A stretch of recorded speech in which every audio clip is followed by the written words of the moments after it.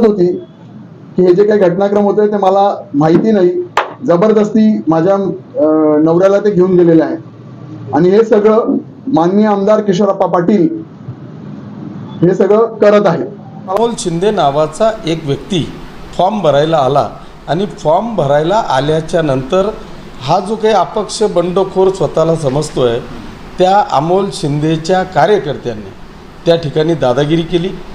त्या अमोल शिंदेला मारहाण करण्याचा प्रयत्न केला। खरं तर 3000 कोटीची जर कामं केलेली असतील तर माझ्या नावाचा डमी उमेदवार भरण्याची वेळ येते। पाचोरा बडगाव विधानसभा मतदारसंघात एकाच नावाच्या 2 उमेदवारांवरून वातावरण चांगलेच तापलेले बघायला मिळाले आहे। 29 ऑक्टोबर 2024 रोजी विधानसभा उमेदवारी अर्ज दाखल करण्याची शेवटची दिनांक होती। त्या दिवशी अमोल शिंदे तसेच वैशाली सूर्यवंशी नावाच्या अपक्ष उमेदवारांवरून नेमकं घडलं काय असे अनेक प्रश्न उपस्थित होतात।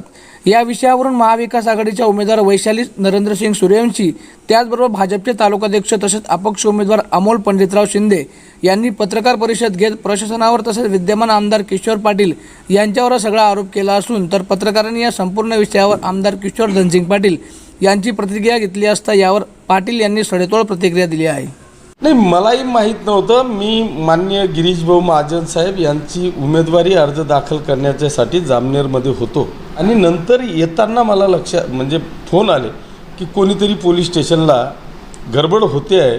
मी जेव्हा फोनवर मी तपास केला तर कोणीतरी अमोल शिंदे नावाचा एक व्यक्ती फॉर्म भरायला आला आणि फॉर्म भरायला आल्याच्या नंतर हा जो काही अपक्ष बंडखोर स्वतःला समजतोय त्या अमोल शिंदेच्या कार्यकर्त्यांनी त्या ठिकाणी दादागिरी केली। त्या अमोल शिंदेला मारहाण करण्याचा प्रयत्न केला आणि त्याला तो कसा फॉर्म भरतो तुझ्या म्हणजे त्याच्या आईवडिलांना म्हणजे सासू सासऱ्यांना देखील त्यांनी उचलून आणलं, त्याच्या गावातल्या काकांना त्यांना उचलून आणलं आणि त्यांना सांगितलं की त्यांनी जर का फॉर्म भरला तर माझा विधानसभेला झालेला खर्च तुझ्या बापाकडून वसूल करेल अशा पद्धतीचा दम त्या ठिकाणी दिला।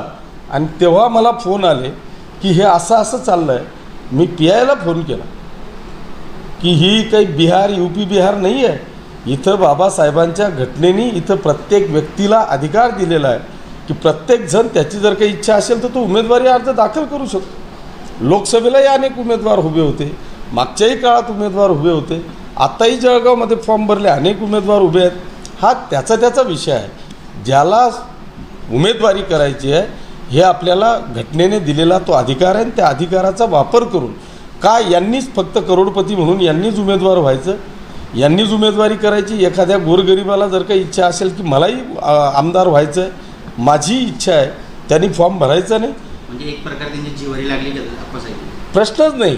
जिवारी म्हणजे त्यांना त्यांचा पराभव समोर दिसतोय आणि तो पराभव समोर दिसत असल्याच्या कारणाने ह्या अशा पद्धतीची दादागिरी की जी गेल्या अनेक वर्षापासून त्यांची ह्या पाचोरा तालुक्यामध्ये शहरामध्ये चालू आहे, ही दादागिरीला कंटाळून खऱ्या अर्थाने यांना 100% स्थानांवर नाकारण्याचं काम माझा हा मतदारसंघ करतो आहे।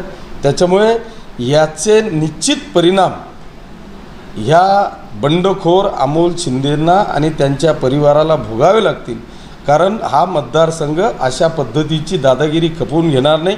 हे UP बिहार नाही, हा महाराष्ट्र आहे, हे राज्याचं इथं कायद्याचं राज्य आहे।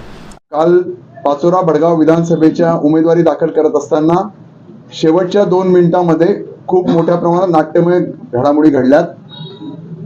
प्रांत कार्यालय किंवा प्रांत ऑफिस जिथे नामनिर्देशन पत्र दाखल केलं जात असतं तिथे शेवटचे 2 मिनिटं शिल्लक असताना घुसर्डी येथील रहिवासी अमोल शिंदे हे त्यांना जबरदस्तीने तिथे दाखल करण्यात येतं। त्यांना 2 मिनिटं असताना शिल्लक असताना त्यांना प्रांत ऑफिसमध्ये जिथे फॉर्म भरला जातो तिथे आतमध्ये त्यांना जाऊ देण्यात किंवा जबरदस्तीने त्यांना घेऊन जाण्यात येतं। फॉर्म भरल्यानंतर सबमिट झाल्यानंतर त्यांना यायला साधारण 3-4 तास लागतात। याच्यावरच ते लक्षात येतं की एवढा वेळ का लागला, जेणेकरून तो फॉर्म आतमध्येच भरला गेला। बाहेर आल्यानंतर त्यांना पोलीस प्रोटेक्शन मध्ये मान्य आमदारांच्या गाडीत बसवलं जातं, तिथून त्यांना गाडीत बसवून मान्य आमदारांच्या घरी घेऊन जालं जातं आणि तिथून ते कुठे गेलेत ते माहित नाही। की त्याची मिसेस सांगते, त्याची धर्मपत्नी सांगते की माझ्या नवऱ्याला जबरदस्ती उचलून घेऊन गेलेला आहे. ते माझ्या ह्याच कार्यालयाच्या इथे येऊन थांबलेले होते. काल 4 वाजेपर्यंत ते इथे बसून होते. त्याची मिसेस मोठ्या प्रमाणावर रडत होती की हे जे काही घटनाक्रम होते ते मला माहिती नाही, जबरदस्ती माझ्या नवऱ्याला ते घेऊन गेलेले आहे. आणि हे सगळं माननीय आमदार किशोरप्पा पाटील हे सगळं करत आहे. मला वाईट वाटतं, तसं बोललं नाही पाहिजे. भामट्याने भामटेगिरी केली का, अशा पद्धतीतलं त्यांनी काम काय. काल जो काही प्रकार घडला ती माझ्या नावाचा दुसरा एक उमेदवारी अर्ज भरला. खरं तर 3000 कोटीची जर कामं केलेली असतील तर माझ्या नावाचा डमी उमेदवार भरण्याची वेळ येते. एवढे कामं केल्यानंतर सुद्धा तुम्हाला ह्या खालच्या पद्धतीचं राजकारण करावं लागतं. 2 वेगवेगळे उमेदवार आणून